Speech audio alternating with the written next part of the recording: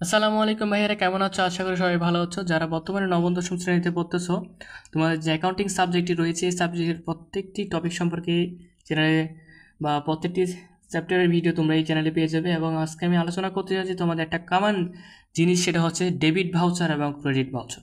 তোমরা আশা করি দেখতে পাচ্ছ যে আমি ডেবিট ভাউচার এবং ক্রেডিট ভাউচারের ছকস একটা সৃজনশীল তোমাদের সামনে হাজির করেছি মাত্র একটি ক্লাসে। আর কোনো ভিডিও তোমাকে দেখতে হবে না, কোনো ধরনের সমস্যা পড়তে হবে না। জাস্ট এই একটি ভিডিওতে তোমরা debit note sorry debit voucher এবং ক্রেডিট ভাউচার কভার করে ফেলতে পারবো। চলো আমরা আর বেশি কথা না বাড়ি একদম ডেবিট এবং ক্রেডিট ভাউচার কভার করে ফেলি। মানে হচ্ছে অনেকে বলতে পারে একটা শিখলে কি অপরটা পারবো, মানে ডেবিট শিখলে ক্রেডিট পারবো, ক্রেডিট শিখলে ডেবিট পারবো। অবশ্যই ভাইয়া, তুমি আমাদের এই ক্লাসটি দেখো, একদম A to Z কভার হয়ে যাবে, কোনো ধরনের সমস্যা থাকবে না। ঠিক আছে, তো দেখো আমরা কী করতে চলেছি।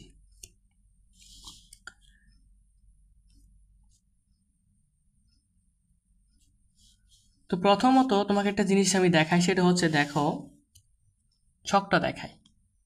ডেবিট এবং ক্রেডিট ভাউচার যে আমি একটা বক্স এঁকেছি, দেখো এই বক্সের বাইরে যে অংশটুকু লেখা আছে ডেবিট বাই ক্রেডিট ভাউচার, এই অংশটুকু লিখতে হয় না। তোমাদের বোঝানোর জন্য আমি এই অংশটুকু এখানে লিখেছি। ঠিক আছে, এরপর থেকে তুমি লিখবা স্টোরের নাম।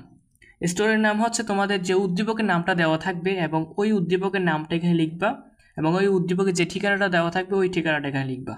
ঠিক আছে, ডেবিট ভাউচার বা ক্রেডিট ভাউচার এখানে লেখার প্রয়োজন নাই। ঠিক আছে, এতটুকু খালি রেখে দিব।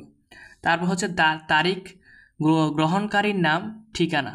ঠিক আছে, ডেবিট ভাউচার নন বা ক্রেডিট ভাউচার নন, আমি যেহেতু তোমাকে দুইটা দেখাইছি, এখানে ডেবিট আর ক্রেডিটটা আলাদা করে লিখি নেই, একসাথে একটাই লিখছে। ঠিক আছে, হিসাব খাতের নাম নন, খরচের বিবরণ, আয়ের বিবরণ। অনেকে প্রশ্ন করতে এখানে দুইটা কেন। ডেবিট ভাউচার যদি তুমি নির্ণয় করো সেক্ষেত্রে তুমি খরচের বিবরণ দিবা, যদি ক্রেডিট ভাউচার নির্ণয় করো তখন আয়ের বিবরণ দিবা। তারপর হচ্ছে টাকা। ঠিক আছে, আমি লিখে দিই, দেখো এটা ডেবিটে হবে, এটা ক্রেডিটে হবে। তারপর আছে টাকা কথায়। কি আছে ভাইয়া? টাকা কথায়। টাকা কোথায় লিখবা? তারপর ক্যাশিয়ারের স্বাক্ষর, হিসাব রক্ষকের স্বাক্ষর, ব্যবস্থাপকের স্বাক্ষর, গ্রহীত স্বাক্ষর। মানে এই চারটা জিনিস, এই চারটা কথা তুমি ডেবিটের সময় লিখবা এবং ক্রেডিটের সময় লিখবা। ঠিক আছে, এখন চলো আমরা সৃজনশীলটা কী সম্পর্কে আলোচনা করতে যাচ্ছি। এই সৃজনশীলটা আমি মূলত একটা ডেবিট ভাউচার নিয়ে আলোচনা করতে চাই। তোমরা দেখতে পাচ্ছ যে ডেবিট ভাউচার একটা প্রস্তুত করতে বলছে, ওইটা নিয়ে আমি আলোচনা করব। সাকিব অ্যান্ড সোর্স 2023 সালে 1 মার্চ তারিখে নগদ 3 লক্ষ টাকা এবং 80,000 টাকা মূল্যের কম্পিউটার নিয়ে ব্যবসা শুরু করে। উক্ত মাসে তার অন্যান্য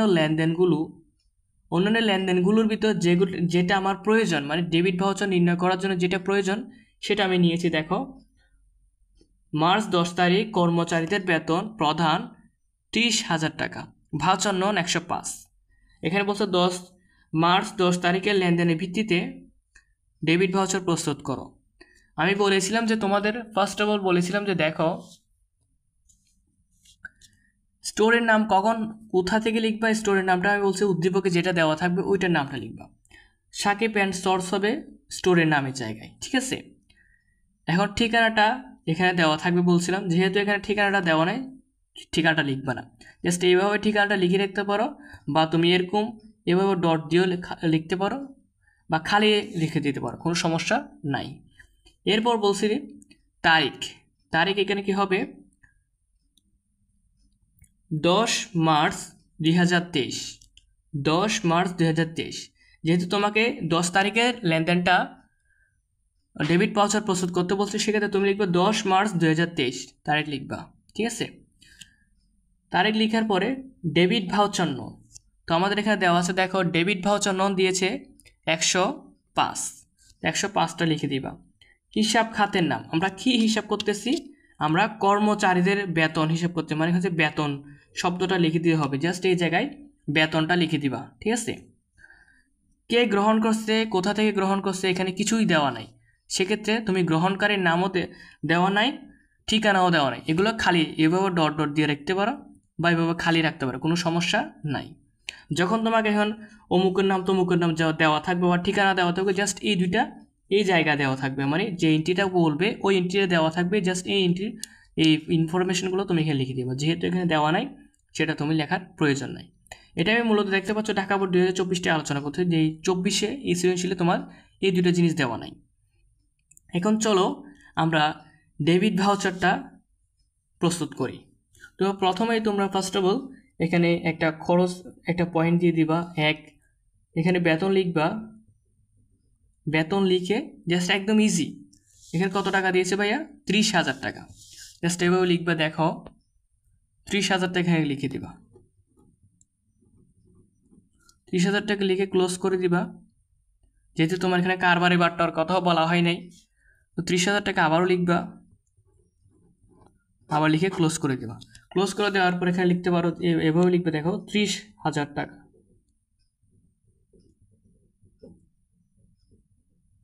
30,000 লিখে মাত্র লিখে দেব। ঠিক আছে, তো মাত্রটা কেন লিখছে, মাত্রটা হচ্ছে এই মাত্রটা সবসময় লিখতে হবে, কারণ হচ্ছে মাত্রটা যদি তুমি না লিখো তোমার এই যে এই যদি তুমি মাত্রটা না লিখে তখন তোমার ফুল মার্ক পাবা না, মানে হচ্ছে 4 মার্কের জায়গায় তুমি 3 মার্ক বা 2 মার্ক পাবা, মানে 1 নাম্বার বা 2 নাম্বার কেটে রাখতে পারে। এই জন্য মাত্রটা লিখবা। এই 30,000 টাকা আমি টাকা কথায় লিখে দিছি, এটা যেভাবে আছে ক্যাশিয়ারের স্বাক্ষর, হিসাব রক্ষকের স্বাক্ষর, ঠিক আছে, ব্যবস্থাপকের স্বাক্ষর এবং গ্রহীতার স্বাক্ষর। ঠিক আছে, এই নিয়মে আমি তোমাকে যে নিয়মে দেখাইছি এই নিয়মে লিখে ফেলবা। আবারও বলছি, এই ঠিকানা স্টোরের নামের জায়গায় সাকিব অ্যান্ড সোর্সের নামটা লিখবা। ঠিকানার জায়গা যেহেতু ঠিকানা দেওয়া নাই পাশে, ঠিকানাটা এভাবে রেখে দিবা।